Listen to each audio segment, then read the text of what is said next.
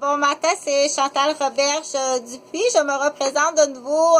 Je suis étudiante à la faculté de médecine à la capitale de Québec. Est-ce que c'est dit dans une intonation qui t'insulte pas parce que je veux pas t'insulter? C'est pas pour devenir médecin. C'est un cours certificat en santé sexuelle que présentement de côté. Donc, mais à la base, je suis infirmière, puis je veux pas non plus, je veux pas que ça t'insulte. Est-ce que c'est dit dans une bonne intonation? Pourquoi que je dis ça? Parce que le sujet de cette vidéo-là, c'est, je veux que tu ailles vérifier, au niveau, parce que je vais parler beaucoup de santé mentale, parce qu'entre autres, j'ai un cours universitaire en santé mentale. Je veux pas que tu te sentes persécuté quand je dis un cours universitaire. Au contraire, ça va me faire plaisir de partager des notions, puis je veux pas que tu me regardes avec des lunettes pour encercler les erreurs, pour essayer d'avoir une poursuite, puis aller chercher de l'argent, dire on va poursuivre un système du gouvernement du Québec, puis je vais faire de l'argent avec ça. Donc, c'est de la très haute criminalité, mais là, c'est comme un index là rapide que je te déroule, OK? Donc, sur l'autre vidéo, j'ai parlé qu'il y a des gens, quand on dit « tu vois la vie dans un monde d'hypersexualité », les gens qui voient la vie en hypersexualité, il peut avoir différentes raisons. Ça, c'est mon opinion. C'est de l'actualisation. Tu ne trouveras pas nécessairement ça dans des livres parce que ça n'existait pas à ce moment-là. Internet n'existait pas. La pornographie illégale sur Internet numérique n'existait pas parce que le numérique n'existait pas.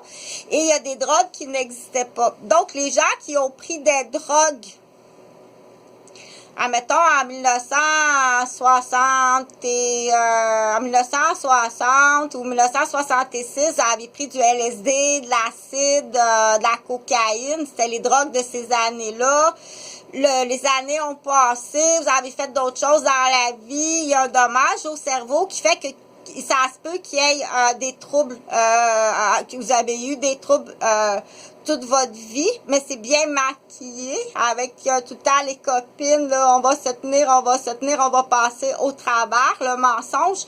Donc, on sait que dans ces années-là, il y a eu le LSD, entre autres. Le LSD, je pense, qui était un hallucinogène extrêmement grave, que tu pouvais partir, la personne, elle pouvait partir longtemps dans de la rêverie, là. Donc, il y en a eu des bébés retrouvés morts dans le fond des bains ou et il y en a eu toutes sortes d'affaires en lien avec ces drogues-là. C'est bien triste, la drogue. C'est vraiment de la cochonnerie, comme ça se peut pas. Donc, dans ces années-là, il y en a eu des bébés de crèche tenus sous silence, remplacés. Aller chercher un enfant rapidement dans une crèche à quelque part, puis le remplacer par celui qui est noyé parce que la madame avait pris du LSD, bien maquillée en secret de son mari. Il y en a de tout ça. Quelle sorte de femme que ça a fait aujourd'hui? Qu'est-ce que ça a fait comme impact comme femme? Puis tout ce que tu as fait tout autour de toi pour ton grand secret?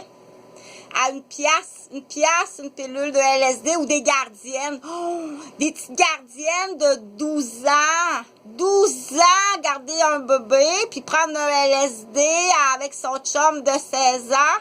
Là, je vais parler sur une autre vidéo, là, l'écart d'âge, puis la permission,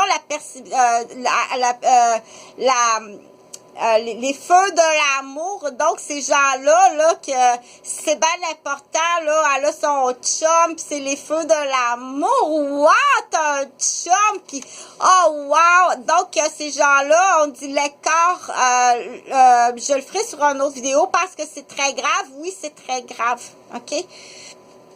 C'est très grave, puis c'est très souvent associé à une déficience qui paraît pas nécessairement que c'est bien maquillé.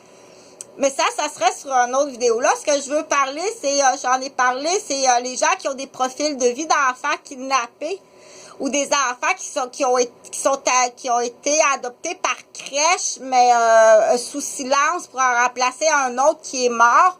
C'est sûr que l'enfant de la crèche, ça sera pas nécessairement le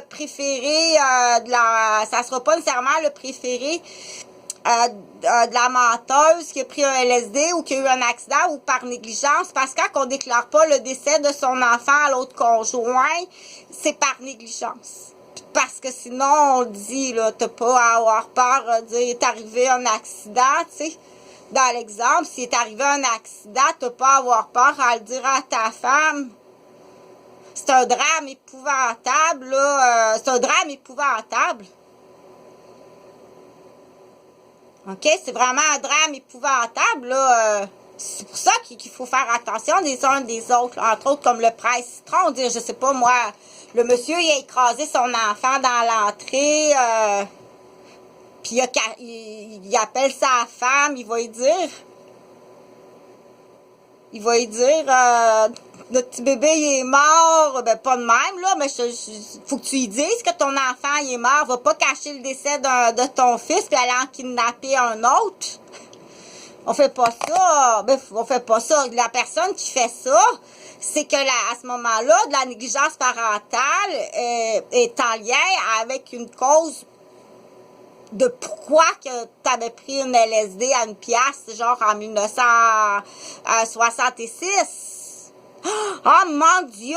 Si Jean-Louis, c'est ça, qui avait pris un LSD à une pièce, puis que le bébé il est mort. Oh mon Dieu, quel impact ça va faire sur sa profession, sa carrière, la réputation de la famille, puis que t'avais pris un LSD, tu sais. Un LSD, c'est pas un jus d'orange avec 2 gouttes de grenadine, là. C'est pas la même affaire, OK? Donc, il faut pas non plus comparer une caisse de 24 à une champagnette ou un petit fond de verre de vin blanc avant de se coucher pour se décoincer les vertèbres puis être capable de donner un bisou sur le bout du nez quand OK, c'est pas la même affaire, là. Donc, il faut expliquer comme ça. Donc, bien entendu, cacher le décès d'un enfant à un parent ou faire semblant. Tu fais du théâtre. Parce que tu as une autre raison. Mais donc, ça a fait beaucoup sur la vidéo et puis ça peut être difficile à comprendre. Chantal n'est pas du tout fâchée. Parce qu'il y a des gens que je dois parler de cette façon-là, ils comprennent bien. Donc, la vidéo, c'était les troubles de perception. Si tu vois la vie avec une hypersexualisation, parce que tu as pris de la drogue, des hallucinogènes qui allument les sensations sexuelles, donc, c'est sûr qu'en voyant, tu peux arriver quelque part, puis tes lunettes, t'as des lunettes de vicieux. Tes lunettes ou t'as des lunettes de vicieuse. OK? C'est pas du tout ça. Puis, il y a absolument rien de ce côté-là. T'as des lunettes de vicieuse. Au contraire, on dit, il y en a qui ont des lunettes de paranoïaque sur le sujet de la sexualité. T'es pas vicieuse, mais t'es paranoïaque sur ce sujet-là. Et être paranoïaque, c'est grave. Que ce soit sur la sexualité ou t'es paranoïaque sur... t'as peur de paranoïaque sur quoi? OK? Donc, quelqu'un qui est paranoïaque, c'est la personne qui est paranoïaque qui est dangereux ou dangereuse. Les spectateurs autour de ça, ils peuvent manipuler là-dedans puis s'amuser, mais ça coûte une fortune à un système, à un gouvernement, OK? Que pour certaines personnes, c'est très simple de trouver qui est le malade, qui est le maniaque, qui est le fautif, qui est le criminel, qui est le criminel maniaque en fuite. Le CMI, là, ton CCMI, qui est le criminel maniaque en fuite. Donc, là, je vais fermer, OK? Si tu vois où on dit tu souffres de persécution, je peux rien dire que tout de suite, tu fais semblant, tu souffres de persécution, ou bien on appelle ça, tu as des lunettes de plongée sous-marine. Tu fais juste voir si tu pourrais pas encercler quelque chose, là. OK, je pense que je viens d'encercler une faute, là, que je pose.